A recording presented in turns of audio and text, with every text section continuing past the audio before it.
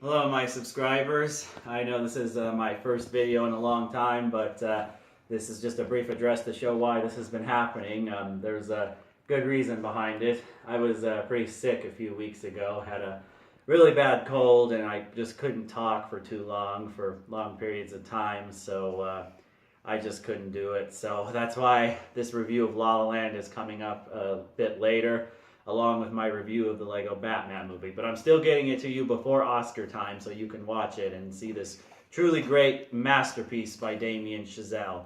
And message to anyone that says Moonlight is going to be the winner of Best Picture, I got something to say to you for that. La La Land is the front runner. This is the movie to beat. If Moonlight wins, it's going to be an upset. And to clarify, I'm not saying that because it stars a predominantly African-American cast. It's just La La Land is an amazing film. Totally a landmark of cinema. Now moving along with that, here's the review of La La Land.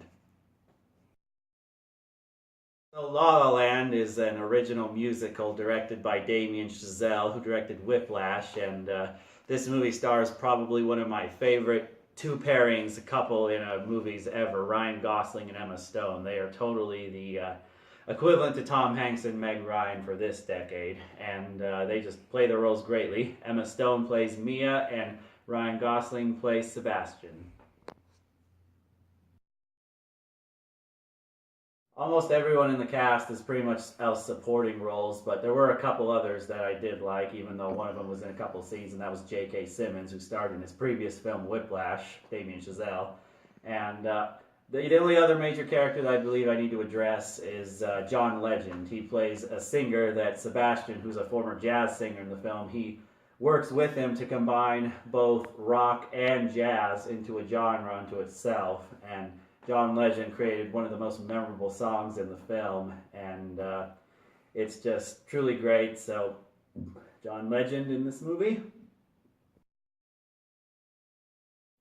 But yeah, there's a lot of great merits to this movie, it being an original musical. Not that I have anything against adaptations, it's just when a musical is original, it's just a great breath of fresh air, and I really like it when it's a good breath of fresh air. And also, too, the plot of this movie is really great because it's a deeper plot, and the movie throws a lot of curveballs at you. There's so many points in the movie where I just did not know what was going to happen, and plus, not going to spoil it here, but the ending is a great example of something when you see it, you throws a curveball and it really gets you thinking. And overall, it's just really great because it tells a great timeless story of following your dreams and not letting anyone or anything stop you. And yeah. And a brief summary of Mia, played by Emma Stone, is she's also an aspiring actress who's auditioning to star in many films, and she works currently as a barista at Warner Brothers Studios coffee shop, and that leads to some real great Easter eggs and cameos towards a few other movies that I really liked, and it's just truly great. But the main reasons why I wanted to get this review up to you is the dancing in this film, along with the music, is just great. There's so much great dance moves in this.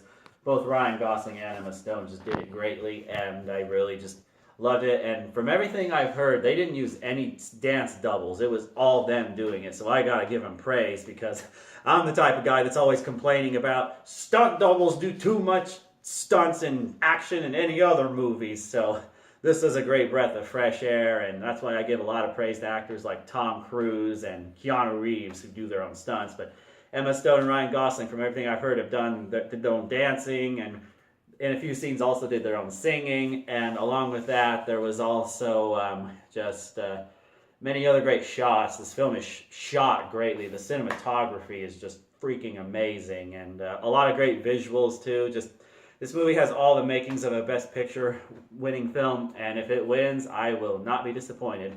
But anyway, just thought I'd show you a few examples of some of the dance moves in the movie, which I really liked. So anyway, some that I remember is there was these real great dance moves where Ryan Gosling and Emma Stone were all dancing together, holding on to each other's hands and twirling. Like, it was like kind of similar to an old style of dancing that were in older musicals, but still modern, and a lot of great footwork too, like this.